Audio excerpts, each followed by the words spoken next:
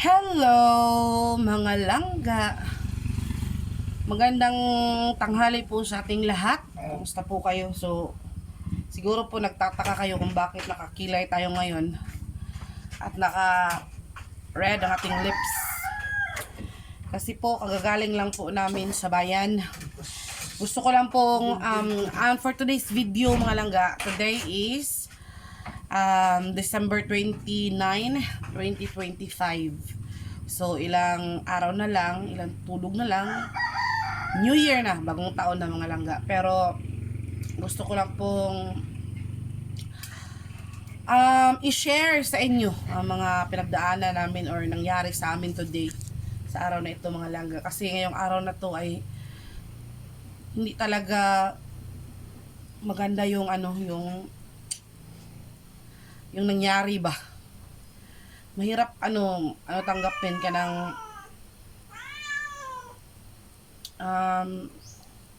kuan ba kanang nakakalungkot, pero wala naman tayong magagawa kasi just like what they said, or just like what the saying said, everything happens for a reason. Siguro po sa inyo, hindi po kayo masasabi ninyo na ang OA mo naman langga. Hindi naman masyadong nakakalungkot yung Pero para sa amin mga langga, nakakalungkot kay yun nga, 'di ba? Na kwento na namin sa inyo na 'di ba, meron kaming anay or meron kaming baboy na inahin. Mugo. Inahin mga langga, 'di ba? Nag-inahin kami ng baboy. Para nag-alaga kami ng baboy para gawing inahin, di ba? So, yun. Supposed to be expected na manganganak sana siya ay this coming January katapusan, kasi magti 3 months siya ng January 6. Malapit na sana, 3 months na. January 6, supposed to be expected date na kanyang delivery or kanyang panganak ay mga nasa kalahati or nasa katapusan ng January next year, 2026. Sus, mga langga, na kuan man kami, na shock man kami, na na parang bumalik bitaw yung trauma namin noong nag-alaga kami ng baboy mga langga, nung nag-alaga kami ng 20 baboy, tapos kuan kanang namatayan kami ng 4, yun mga baboy na inalagaan namin na fattening, na para sana kahit papaano kikita tayo, makabangon tayo at magkaroon tayo ng hanap buhay dito sa bukid. Pero namatayan po kami ng 4, tapos yung tubo ng baboy noon talagang hindi din pinalad, maliit lang yung niya, yung tubo niya ba, yung yung kanyang paglaki ba, hindi masyadong sinuwerte din, kaya nalugi kami. Tapos kasi umutang kami noon ng 200,000 sa Mavingco para sa baboyan. Yun yung purpose namin, baboyan. So sila yung nag-finance ng baboy tsaka ng feeds. So yung utang namin ay umabot ng 200,000 sana. Oo, yun, 200,000 plus konti. Kaso lang yung namatayan kami ng 4, tapos yung natira ay tumimbang lang ng lang siya, na kumita lang siya ng 172,000. So kulang kami, or hanggang ngayon nagbabayad pa rin po kami sa Mavingco yun bang nagbabayad pa rin po kami sa balance namin, kasi alkanse yung aming yung aming baboyan. So, nag-alkansi kami or nalugi kami ng 38k plus. Hanggang ngayon, yun pa rin yung binabayaran namin mga langga. Mula pa nung yung taon na yun, parang 2023 or something, o mga ganun. Hanggang ngayon, nagbabayad pa rin po kami, hindi pa rin po kami tapos. So, ayun nga, parang bumalik bitaw yung takot, yung lungkot, yung sakit. Kasi ganinang umaga mga langga, kagabi, nung nagpakain kami ng aming inahin, kasi dalawa yung baboy namin, yung inahin namin, yung buntes, si Jopay, tapos si Marley, yung bagong biik namin. Nagpakain kami kagabi, okay naman siya, wala namang problema, hindi naman kami nakasense na meron para siyang dinadamdam. Sus, pag mga langga, pag kinabukasan ganyan ng umaga, pagising namin, yun naman talaga yung una naming anuhin. Yung talagang unang ginagawa ni Insik, magpakain siya ng baboy sa umaga. Tapos ako naman dito sa bahay. Ako yung mag-intindi sa bahay. Na-shock ako dahil tinawag ako ni Insik, umiyak.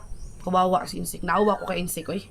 Kasi siya talaga yung hands-on na hands-on. Siya talaga yung parang excited, sobrang excited. Suppose excited naman kami lahat. Pero siya talaga yung parang kasi talaga siya kanang nag-cut on bitaw siya, para talaga ma-perfect niya yung pagbababoyan. Kasi nga na-failed kami nung una. Siguro naisip niya na baka babawi this time. Pero na-shock ako, tinawag niya ako, umiiyak. Tapos nagmamadali akong pumunta doon. Kasi nga, nag-walking ako kay Sphinx. Mamadali akong umuwi, pumunta ako doon. Yun pala, yung mga baboy, yung baboy namin na inahin, si Jopay, nanganak na. Nang wala sa oras, na paaga. Ang masakit pa doon, yung lahat ng mga biik niya ay patay. Patay mga langga. Hanggang ngayon, nagmumonitor pa rin kami. Kasi paunti-unti yung lumalabas yung mga biik niya.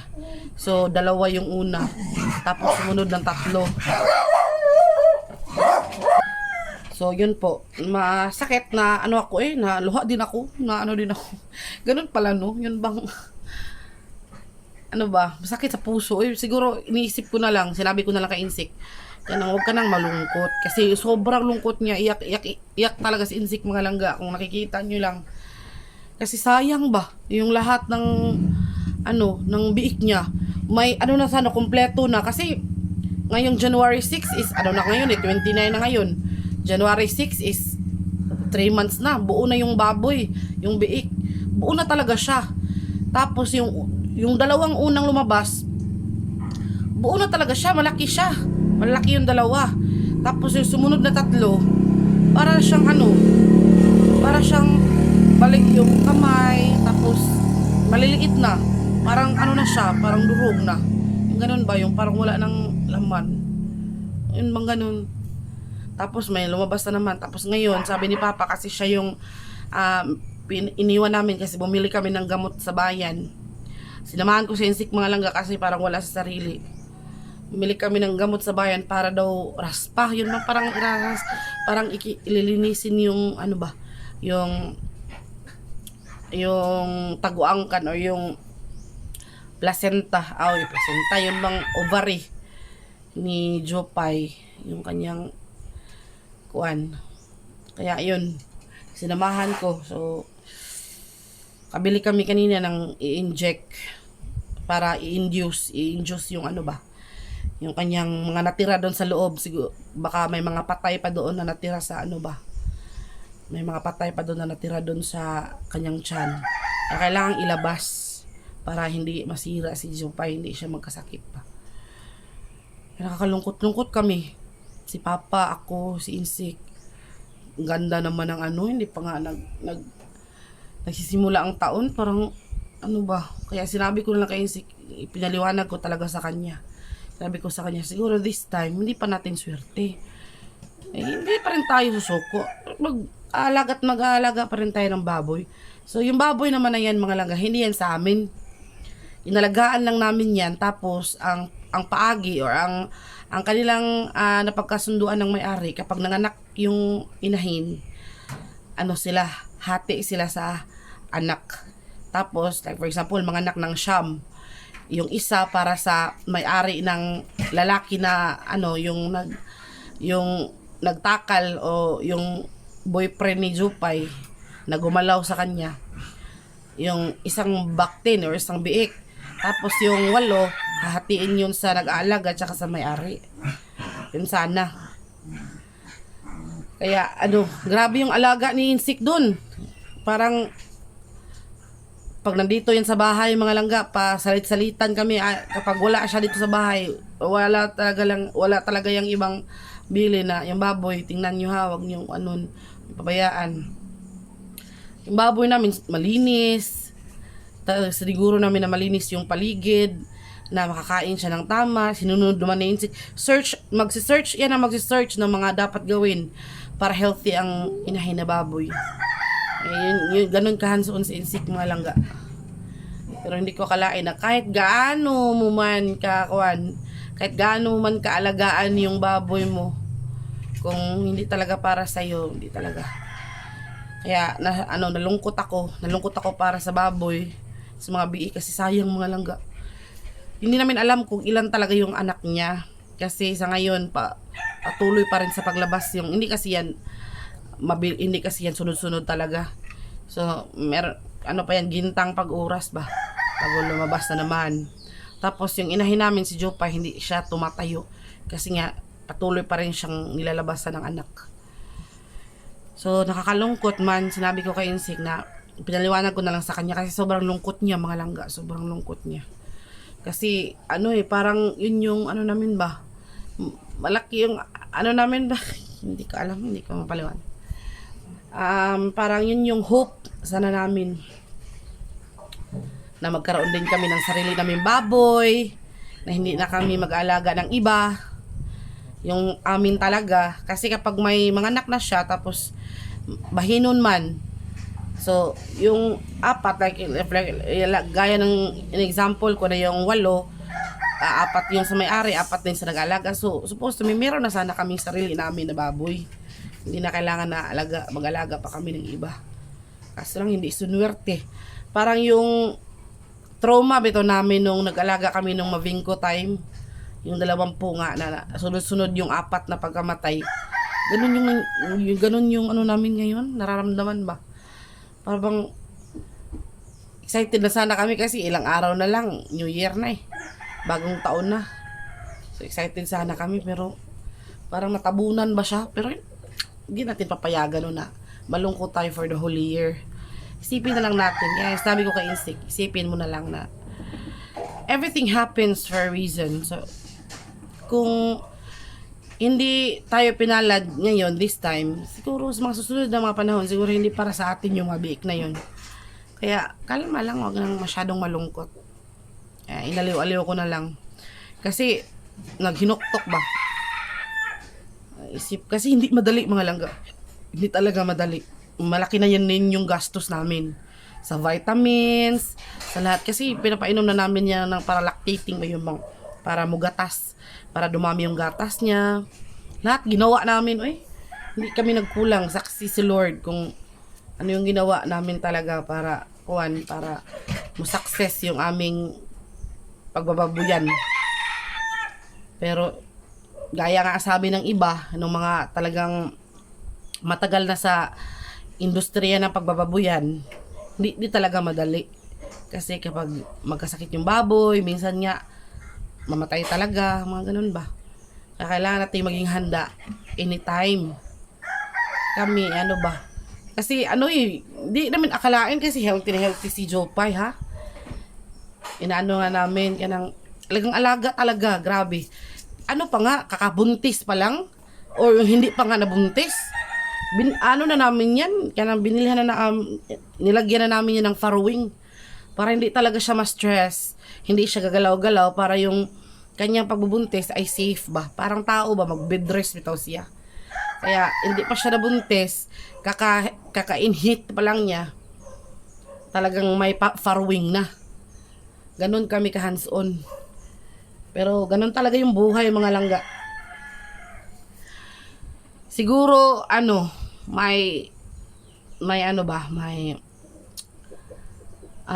plano si Lord kung bakit nangyari to. Kasi yung pagkakasakit, yung kamatayan, hindi niya ginawa. Pero gitugutan niya or pinayagan niya, or parang sabi Bisaya, Tagalog, gitugutan niya yung hinayaan niya ba. Kasi yun yung test natin ba, o yung sukatan kung hanggang saan yung faith natin sa kanya. Kaya yun, hope so talaga siya makabangon si Juan, Jopay. Nya, makabangon din kami. Kaya grabe yung ano namin ngayon. Yung lungkot. Kaya sinishare ko ba? Kasi ayoko kasing i-share yung mga langga na nandyan si Insik. Ay, malulungkot na naman yun. So, andun siya sa babuyan. Kasi nga, magtutusok yun ng ano, ng gamot. Para sa raspa. Parang tao din pala yung baboy, no? Kailangan din siyang i-induce pa. Kailangan siyang iraspa para hala, ibatasan yun mo eh. Mangani na. Mangani, nasaho na ako lang. So, kaya nag-vlog ako ngayon mga langga kasi andun siya sa babuyan. Andun ano na naman, naghinuktok na naman. So, inaliw ko na lang, sinabi ko sa kanya, huwag ka nang masyadong malungkot. Kay New Year pa naman ngayon, huwag kang ayaw pagpalihi o lungkot kay maka malungkot ka buong taon. Gilang, mayroon pa naman tayong Marley. Andyan pa si Marley. Andyan pa si Jopay. Pwede pa siyang manganak ulit. So, ngayon, na hindi tayo sinuwerte first time na nanganak siya, baka swertehin tayo sa susunod. So, yun na lang yung talagang isipin natin. Let's think positive always. Kasi, kung laging negative yung inisip natin, sakyan o mga negative energy, magiging negative talaga lahat. Kaya kailangan nating maging positive kahit masakit sa puso, kahit mahirap tanggapin, pero isipin na lang natin na kung may magsasaraman, merong magbubukas para sa atin, no? Kaya yun, sinishare ko lang talaga sa inyo mga langga kasi hindi ko siya wala akong may ibang mashiran ba. Hindi ko din pwedeng i-brought up kay Insi kasi malulungkot na naman yun. So, sa inyo ko na lang sinishare para din updated kayo ba. Kasi alam ko naman na magtatanong kayo, kumusta na yung babuyan ninyo? Kumusta na yung inahin ninyo? Nanganak na ba? So at least ngayon, alam nyo na yung nangyari mga langga. So, nakakalungkot man pero wala tayong magagawa. Isipin na lang natin na yun nga, may rason ang lahat ng pangyayari. Hay, sana no, ano pa naman ako kanina, masaya pa naman ako kayo ng umaga paglabas na Minis Pings kasi nga yung mga tinanim natin na mga sitaw, yung mga string beans ay tumubo na siya ng mga 1 inch, 1.5 inch. Masaya sana ako kanina, sobrang ganda ng umaga ko kanina mga langga kasi tumubo na nga siya. So sinabi ko, ay ilang na lang, magkakaroon na naman kami ng garden na maraming nagkumbitay ng mga sitaw. So, nung tinawag ako ni Insik, nawala agad yung yung saya ko natabunan. Kasi nga pumunta agad ako dun sa babuyan. Nag-slide pa nga ako mga langga. Kasi kanang lapok ba? Punta doon. So, pagkita ko dun parang ako nalungkot. Hindi, nalungkot ako para sa mga BE kasi napaka healthy ng katawan kasi malaki siya, mga biik ba. Tapos mas nalulungkot ako para kay Insik kasi umiyak talaga siya mga langga. Umiyak talaga siya. Hindi ko, nalungkot ako para sa kanya ba. Wawa naman Insik ko eh. Kaya yun. Sige lang mga langga eh. Andito na si Insik. So, ayun mga langga. Thank you ulit mga langga sa panonood. And sana, masaya kayo this coming New Year. Malapit na. Ilang tulog na lang. 29 na ngayon. So, 30, 31. Pagkagabi niyan. Punta dito yung pamangkin ko, si Angeline. Natatandaan nyo ba si Angeline, yung pamangkin ko? Yun, pupunta siya dito this New Year. So, kompleto kami kasi nandito si Inday Lucy, nandito si Papa, si Insik, ako, tapos pupunta din dito si Livy. Kaya, kompleto tayo, no? So, si mama ko naman doon, natatanong sa mama ko doon, kumusta si mama doon sa Bohol. Okay na naman po siya, kaso lang, nung tumawag ako kanina, meron siyang konting lagnat. Pero, naman, pinainom na daw siya ng gamot at uminom siya ng mga herbal din. So, no worries. I-check natin siya every now and then. So, mag-upload ako nito. I-check ko siya kapag naka-online tayo. So, thank you ulit sa panonood mga pinangga kong mahal. Sana healthy kayo dyan, masaya kayo, at sana no negative thoughts this video. So, I need your inyong sympathy. Ha? Kahit mga kuan lang, mga na comment ba? Nakakagaan sa loob na comment. So, thank you ulit sa panonood mga langga. God bless you. And Merry Christmas ulit in advance. Happy New Year 2026. Bye-bye. Thank you. Love you, love you. Bye po.